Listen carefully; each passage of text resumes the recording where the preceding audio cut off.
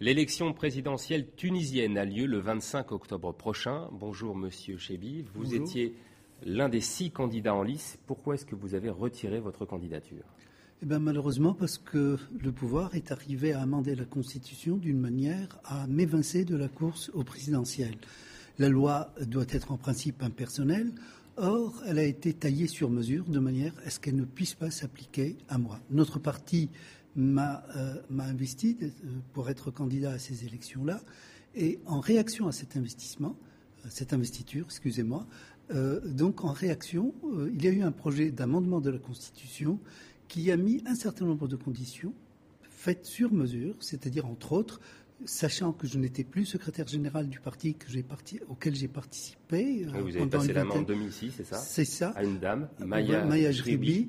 Donc, elle m'a succédé à la tête du parti depuis 2 ans. Donc, ils ont dit, seuls les secrétaires généraux pouvaient participer à ces élections. C'était une manière de dire, puisque je n'étais plus secrétaire général, je n'avais plus ce droit.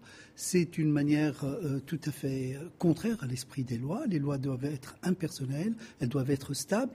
Je vous fais remarquer que cet amendement, il est valable uniquement pour les prochaines élections. Et tous les 5 ans, nous avons un amendement sur mesure. Alors, il y a plus d'1 an, le président Ben Ali s'est donc déclaré candidat pour un 5e mandat. Ambiance de meeting et d'une société sévèrement encadrée avec Karine Barzeillard. 5e congrès du Rassemblement constitutionnel démocratique, le parti de Zine El Abidine Ben Ali. Dans la salle, un public conquis ou bien discipliné. À la tribune, le président tunisien au pouvoir depuis 21 ans. Concert d'applaudissements, sans surprise, tout comme l'annonce qui suit. J'ai toujours répondu présent, j'ai toujours été à vos côtés, je vous le redis avec fierté, et cette fois aussi je me présente à la prochaine élection présidentielle. Ben Ali brigue un nouveau mandat présidentiel, son 5e depuis son arrivée au pouvoir en 1987. À l'époque, il avait écarté du pouvoir Habib Bourguiba pour cause de sénilité. Le chef de l'indépendance tunisienne s'était proclamé président à vie. Aujourd'hui, l'opposition accuse Ben Ali de prendre le même chemin. C'est un Bourguiba sans le génie de Bourguiba. C'est ça Ben Ali, c'est vraiment quelqu'un qui n'a pas de vision pour son pays, parce que sinon il se serait retiré et il aurait fait un appel d'air pour son pays. Pas d'appel d'air visible à l'horizon 2009. Fort de sa mainmise sur le pays, le chef d'État âgé de 71 ans est certain d'être réélu, comme en 2004 où il avait remporté 94% des voix. Sa technique, amender régulièrement la constitution tunisienne pour pouvoir enchaîner les mandats. Aujourd'hui, toute opposition est décapitée pour pouvoir lutter contre cela. Aujourd'hui, les jeunes ne sont pas préparés à ne pas élire ou à élire. Ils ne savent pas ce que c'est qu'un bulletin de vote, puisque c'est la 5e fois que M. Ben Ali se présente et c'est réellement calamiteux pour les jeunes. Des jeunes qui, pour la plupart, n'ont connu qu'un seul et unique président à la tête de la Tunisie. Najib Chebbi, vos partisans, notamment les plus jeunes, est-ce qu'ils sont intimidés aujourd'hui ? Est-ce qu'ils subissent des pressions ? Malheureusement, oui. Ce sont des pressions incessantes.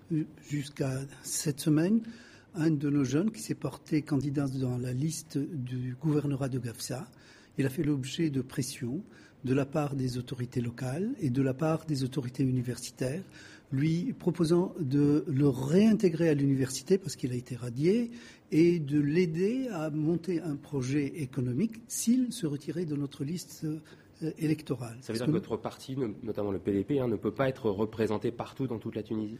Nous avons présenté 26 listes dans l'ensemble des circonscriptions, mais ils ont invalidé 17 listes sur 26, de manière à nous mettre devant une situation impossible. Toutes les grandes villes, Tunis, Fax, Béjane, etc., nos listes ont été invalidées de manière à ce qu'on ne puisse pas s'adresser à la population. Et notre parti doit prendre une décision. Doit-il accepter ces invalidations ou doit-il réagir par un appel au boycott des législatives ? Sa décision, il la prendra samedi prochain. Il réunit ses instances pour en décider. Comment ça se manifeste les pressions autrement que par des propositions alléchantes ? Je vais prendre les plus extrêmes. C'est que nous avons 2 jeunes qui, l'un est en train de dépurger une peine de 6 ans de prison. Son seul crime, c'est d'avoir diffusé notre journal, qui est un journal légal, dans le bassin minier qui a connu des événements malheureux. C'était les 6 premiers mois de 2008. Donc notre journal couvrait les événements et diffusait, il était diffusé par nos militants. L'un de ces militants a été impliqué dans l'affaire du bassin minier. Il a été condamné injustement à 6 ans de prison. Il est en train de les purger. Un autre vient de sortir au bout de 2 ans et demi. Il était accusé d'avoir affiché de fausses nouvelles dans l'enceinte universitaire. Pensez-vous, pour une petite affiche, 2 ans et demi. Alors justement, on voit votre site internet qui est en ce moment en bas de l'écran. Est-ce que les pages d'accueil, par exemple en Tunisie, sont accessibles de votre site ou pas? Non, malheureusement, il y a une censure. Et particulièrement sur les sites internet. Notre site, on ne peut pas le recevoir. Ce sont nos amis du Canada, c'est-à-dire la Fédération du Parti au Canada, qui anime ce site, mais il ne peut pas être reçu en Tunisie à moins de proxy et de manière détournée pour pouvoir y accéder. Mais il n'y a pas que cela. L'écrasante majorité des opposants et des militants des droits de l'homme, ils n'ont même pas la possibilité d'accéder à leurs mails.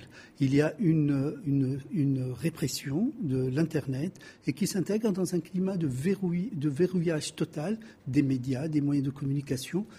Vous savez, la télévision tunisienne, elle est réservée uniquement aux gens du pouvoir et exceptionnellement à ceux qui les soutiennent. Est-ce que les dirigeants francophones, et notamment français, vous témoignent des marques de soutien marquées, affirmées?